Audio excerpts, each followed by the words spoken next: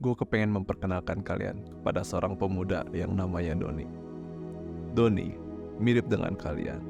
Dia baru saja bangun tidur. Namun ketika dia bangun tidur, ada satu hal yang dia lakukan. Tangannya sudah mulai mencari-cari. Mulai dari apakah ada di kasur, apakah ada di guling, selimut. Ada satu benda yang dia cari. Yaitu apa? Handphonenya dia. Ketika dia menyalakan handphonenya itu, terang sinarnya itu membuat mata dia itu terbangun. Apakah yang dia lakukan pertama kali? Yaitu buka Instagram. Dia kepengen tahu apakah temennya sudah membalas sebuah video yang dia kirim tadi malam. Oh, ternyata belum. Namun karena dia ngelihat thumbnail dari direct message itu, akhirnya dia buka. Videonya itu 1 menit, dan itu membuat dia ketawa. Setelah dia ketawa, dia ngerasa bahwa dirinya kepengen cari new high. Dia kepengen terentertain lagi. Maka dari itu, dia dengan kekuatannya 1 kali scroll saja bisa mencari video yang baru. 2 kali scroll, 3 kali scroll. Dan itu membuat dia ketagihan. Dia nggak tahu harus kapan dia berhenti. Namun dia tahu dengan sekali scroll, 1 video pun bisa dia raih. Entah itu lucu, entah itu sedih, entah itu depresi. Namun itu menjadi suatu hal yang baru bagi dia. Kita bisa menjamin bahwa Doni merupakan pribadi yang benar-benar bahagia. Kenapa? Karena dia sudah mengkonsumsi konten begitu banyak. Namun, ternyata dia tambah depresi. Karena beberapa konten itu isinya tentang mungkin bunuh diri atau kecelakaan yang begitu grafik. Tanpa dia sadari, dia mengkonsumsi konten itu di pagi hari. Dan akhirnya itu membuat Doni pun stres. Doni gak tahu harus melakukan apa. Doni bingung. Kenapa pagi hari gue baru aja cuman scroll-scroll Instagram aja membuat gue stres.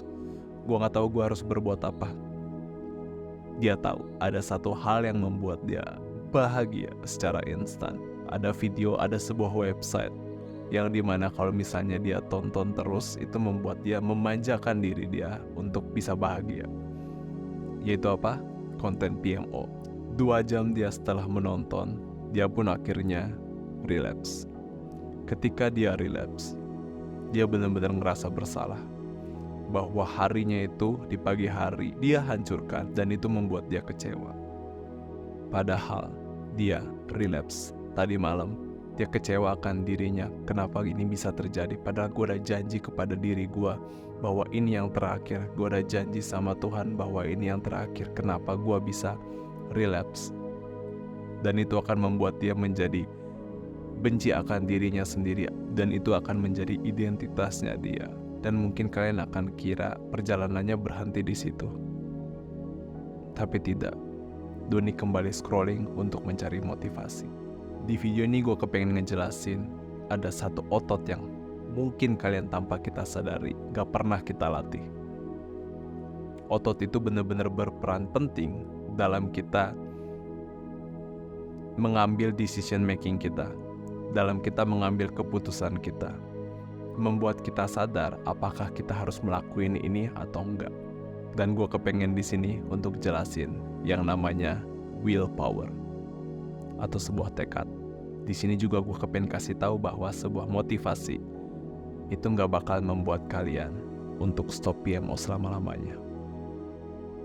Kenapa gue bikin video ini? Karena banyak banget di komunitas gue yang ketika dia masuk, pertanyaan pertama adalah minta dong motivasi untuk PMO.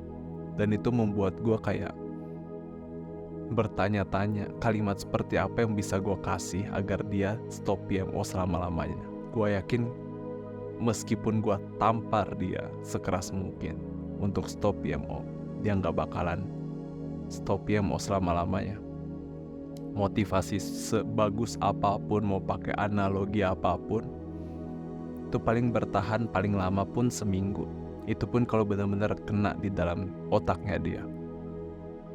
Dan kemungkinan dengan Instagram pun motivasinya itu sudah terlupakan. Motivasi menurut gue bagus sebagai pemicu, sebagai awal mulanya aja. Namun ada satu hal yang mestinya menurut gue jauh lebih penting, yaitu willpower kita, tekad kita. Dan percaya nggak percaya, itu adalah sebuah otot, muscle yang ada di dalam tubuh kita. Yaitu di mana? Yaitu di otak kita yang paling depan. Itu disebut dengan prefrontal cortex. Yang di depan otak kita ini tujuannya adalah, yang pengen gue bahas di dalam video ini adalah decision making kita. Bagaimana kita mengambil keputusan. Mungkin bukan keputusan yang apakah hari ini gue naik kereta, apakah gue hari ini naik mobil, bukan seperti itu. Keputusan simple yang mungkin gak pernah kita sadari, yang benar-benar kecil banget keputusannya, namun sebenarnya itu benar-benar bahaya. Keputusan dimana apakah gue olahraga atau gue kepengen nonton televisi kesukaan gue. Pilihan dimana apakah gue terus-terusan tidur dengan selimut yang benar-benar hangat, atau lo keluar untuk ngelakuin jogging. Tekad dimana apakah lo memilih untuk say no ketika temen lu nawarin lu Pizza Hut secara gratis. Dan hal itu menurut gue bener-bener sulit untuk kita tolak. Bahkan gue pribadi pun masih ngelatih itu. Pernah gak sih lu ketika lu buka website, buka Instagram, bahkan gak perlu decision making lagi, gak perlu mengambil keputusan, bahkan gak ada keputusan di situ, kalian gak ngelibatkan keputusan di dalam kita membuka Instagram, kalian buka begitu mudahnya. Itu salah satu hal untuk merusak willpower kita, merusak tekad kita tanpa kita sadari. Mungkin kalian ngerasa, lebay banget sih, toh cuman buka Instagram doang, toh buka WhatsApp doang ketika kita lagi mustinya meditasi. Tapi hal itu yang kalian mungkin belajar, namanya compound ya. Dari kecil lama-lama menjadi besar. Tapi waktunya nggak dalam satu hari, mungkin dalam cangkup waktu yang lama, kayak mungkin sebulan 2 bulan. Dan kalau misalnya otak prefrontal cortex muscle ini yang ada di depan ini nggak kita latih, itu akan mudah banget buat kita buka porn, buka PMO atau bad habit kita. Tahu-tahu kita udah ngerokok, tahu-tahu kita udah relapse, tahu-tahu kita udah makan junk food. Dan ternyata itu willpower kita, prefrontal cortex yang ada di depan kepala kita ini, yang ada di otak kita ini, itu bisa dilatih. Nanti kita bakalan bahas bagaimana caranya biar kita bisa latih itu. Sebelumnya gue kepengen ngasih tahu bahwa willpower ini atau tekad ini benar-benar membangun kita atau membantu kita dalam kita bekerja keras, dalam kita berrelationship dengan pacar kita, dengan kita tekad kita untuk menjadi pribadi yang lebih baik. Nah itu tuh benar-benar diperlukan agar kita bisa menjadi pribadi dengan kualitas yang baik. Tanpa tekad, tanpa adanya tekad, hidup kita bakalan datar-datar saja. Hidup kita ini kayak shallow, atau enggak ikut bagaikan air yang kita cuman ya udah let it flow aja. Kalau misalnya buka Instagram buka, kalau misalnya mau relapse, kalau misalnya mau gosip, kalau misalnya mau makan junk food makan, kalau misalnya kita mau beli Shopee beli aja tanpa pikir panjang.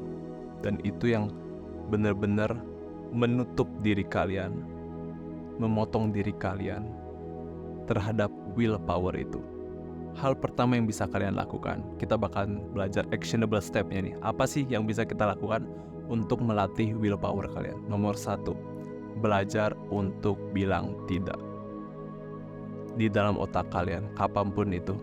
Ini apakah gua mustinya buka Instagram ya? Coba bilang enggak. Kalau misalnya mungkin teman lu tiba-tiba, yuk kita makan McD yuk, gue bayarin. Apakah kita bisa bilang enggak? Atau mungkin kalian bakalan coping diri kalian, membohongi diri kalian, gak apa-apa lah sekali-sekali. Berapa kali sih lu bilang gak apa-apa lah sekali-sekali? Itu ngebentuk habit kita. Gak apa-apa lah sekali-sekali buka Instagram, sekali-sekali kita scroll, sekali lagi nonton, explore, sekali lagi komen. Hal-hal itu yang ngelatih diri kalian untuk merusak willpower kalian, tekad kalian. Dan kita sebagai gentleman, kita tuh mestinya tahu bagaimana kapan untuk say no, kapan untuk tidak mengambil bad habit kita, kapan untuk miliki diri kalian, pribadi kalian dengan benar-benar mindfulness. Gue kepengen nanya sama lo, dan ini mungkin pertanyaan yang cukup aneh. Berapa persen kendali yang kalian miliki dalam tubuh kalian? Let's say 100%. Berapa persen TikTok itu mengendalikan tubuh kalian? otak kalian. Ketika kalian lagi tidur, kalian mikirin TikTok. Kalau misalnya kalian lagi nggak tahu berbuat apa, TikTok dengan mudahnya kayak, yuk scrolling yuk. Yuk kita buka ini. Berapa persen Instagram, berapa persen makanan junk food dan yang lain-lainnya. Dan berapa persen lu sebenarnya benar-benar pegang kendali atas diri lu sendiri. Ketika kalian lagi males nggak tahu mau ngapa-ngapain, tapi kalian berani untuk olahraga. Kalian siap untuk olahraga. Kalian memiliki tekad yang datangnya dari kalian sendiri untuk mau berubah. Bukan dari motivasi, bukan dari video Sigma Male atau apa. Dan ketika kita say no, itu sama kayak kita berada di dalam gym. Sama kayak 1 rep, kita berhasil 1 rep. Kita say no untuk apapun itu, kita lagi 1 kali lagi 1 rep. Ketika depan lu ada HP lu terus lu berani berhasil untuk uninstall Instagram, itu another 1 rep. Hal kedua yang bisa lu lakuin adalah meditasi. Mungkin meditasi sering banget gua katain dalam meditasi itu merupakan teknik yang dari udah berpuluh-puluh ribu tahun telah digunakan, populer sampai hari ini. Banyak banget yang rekomendasi, top 1% pun melakukannya. Namun mungkin banyak orang yang bertanya apa sih tujuannya. Meditasi itu ngebantu kita untuk membangun mindfulness kita, kesadaran diri kita bahwa kita nih yang memiliki kontrol. Bahwa otak gua yang mendecide kapan gua harus buka Instagram, kapan gua harus buka TikTok. Kalau bisa selamanya enggak gitu kan ya. Tapi berapa banyak diri kalian yang mungkin sering gak menggunakan otak kalian untuk membuka sosial media kalian. Hal kedua yang bisa kalian lakukan adalah exercise, melatih tubuh kalian. Mungkin kalian bakalan mikir dengan kita exercise berarti ngebantu badan kita. Itu satu hal yang pasti. Namun kalau misalnya kalian berhasil hit repetisi kalian berhasil untuk, kalau misalnya kalian menyelesaikan exercise kalian dengan benar-benar komplit, itu akan melatih tekad kita, willpower kita. Dan kalian akan merasa bahwa diri kalian itu, wow hebat juga ya gue bisa ngelakuin ini. Tambah lagi willpowernya. Dan kalian akan bertanya kepada diri kalian, apakah gue mungkin akan ngelakukan hal buruk? Padahal gue selama ini ngelakuin progres yang begitu bagus. Yang ketiga, mungkin kelihatan bodoh, agak aneh silly, yaitu bernafas. Dengan kita bernafas, kita akan melatih diri kita untuk ambil take action bahwa kalian ini berada di present moment, berada di momen sekarang. Karena sering banget kita melakukan pernafasan dengan autopilot gitu ya. Tapi dengan kita melakukan aktivitas lain, nafas kita ngelakukan secara otomatis.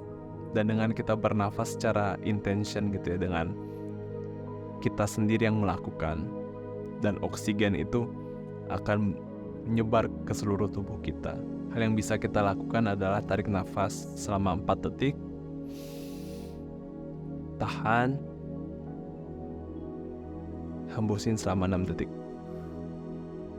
Dengan kita melakukan itu, kita bisa menjadi lebih tenang, lebih slow, lebih kolektif, lebih berada di dalam momen kita. Kita sadar apa yang kita lakukan dengan melakukan pernafasan secara perlahan-lahan.